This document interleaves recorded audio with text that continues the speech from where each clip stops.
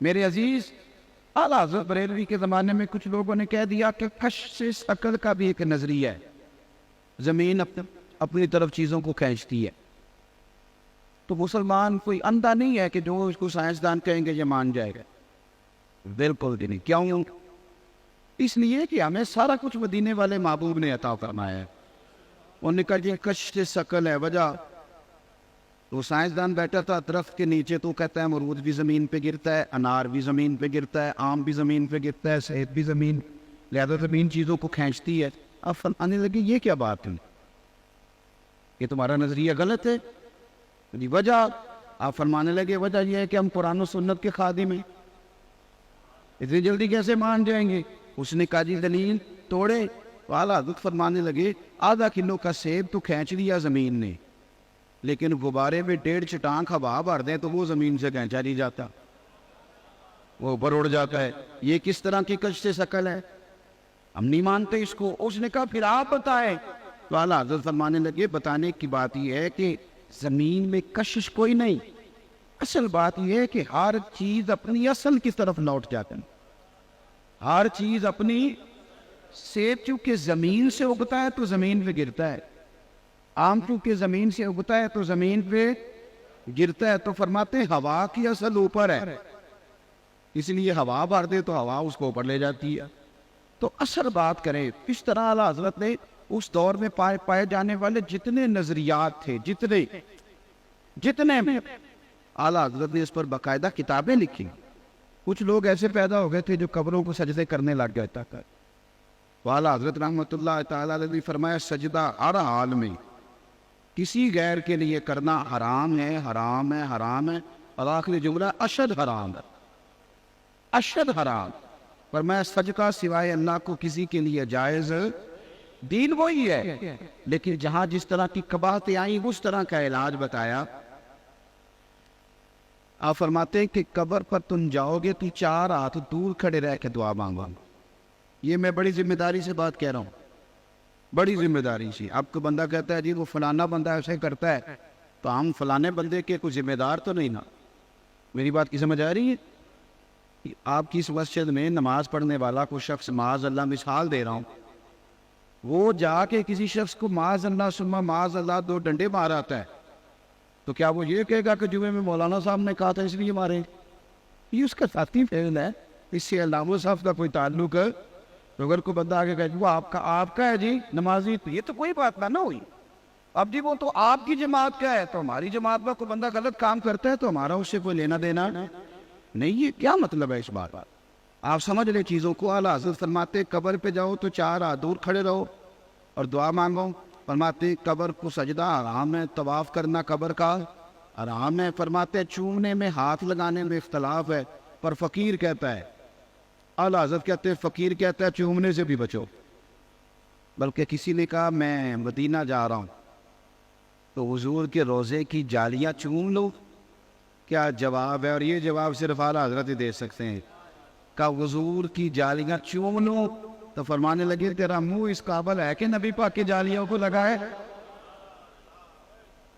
حرم کی زمین اور قدم رکھ کے چلنا، ارے سر کا موقع ہے ہو جانے والا، تیرا منہ اس قابل ہے تو حضور کی جالیوں کو لگائے؟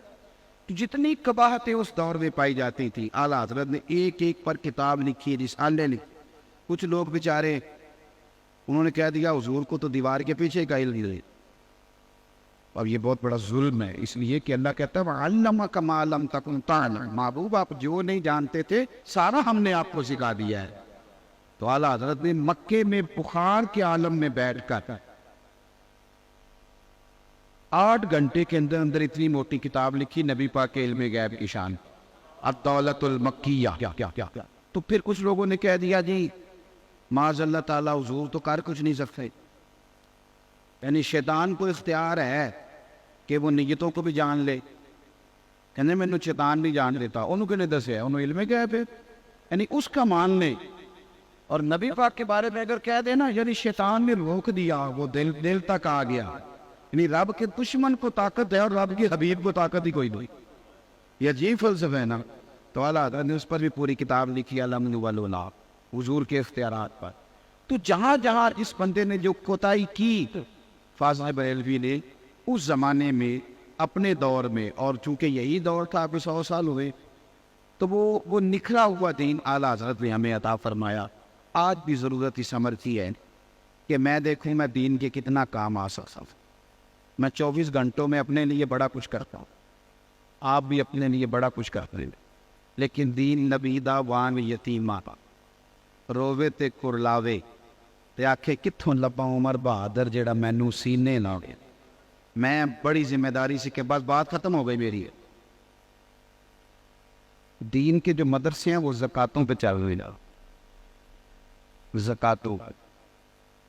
اور میں کیا فورس کروں کہ چوٹی کا عالم، اس کو لوگ عالمی مبلغ کہتے ہیں، شاید اس کے پاس بھی سونے کے لیے 2 کمرے اس کے گھر میں موجود نہ ہوں. کیونکہ ہمارے ہاں پلتے ہیں وہ لوگ جو تقریریں، نعتیں، نکاوتیں بیچ کے گزارا کریں. قوم زندہ آدمی کو پوری سلامی دیتی ہے، لیکن اس بیچارے کی صبح اور شام میں کیسے گزرتی ہیں اس سے ہمارا لینا دینا کوئی نہیں. ہم ایک تو دین کا کام کرتے نہیں تھے، اور دین کا کام کرنے والوں کی ساتھ میں نہیں ہوتی. یہ مدرسوں میں جو بچے پڑھتے ہیں ناظرین،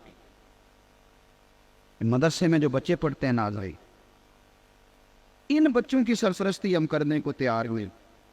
اور میں چونکہ میں عوام سب سے بات کر رہا ہوں، اسی طرح کا معاملہ ذوقاریوں کا ہے. ابنی توجہ سے بچے پڑھاتا تھا، میں نے دیکھا ہے. میں کہتا ہوں کہ یہ جو بچوں کا ناظرہ ٹھیک نہیں ہے، اس کی وجہ عوام نہیں، اس کی وجہ قراء ہے. اس لیے کہ بچہ تو روز سویرے آتا ہے، آپ نے کیا پڑھایا؟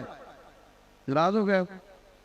سب سے بات کر رہا ہوں، تو اس لیے پھر مجھے اپنے آپ سے بھی کرنی چاہیے نا. یہ اپنی اصلاح کے لیے کہ میں نے اگر سویرے بچوں کو پڑھایا ہوتا تو بچوں کا قرآن پاک ٹھیک ہوتا.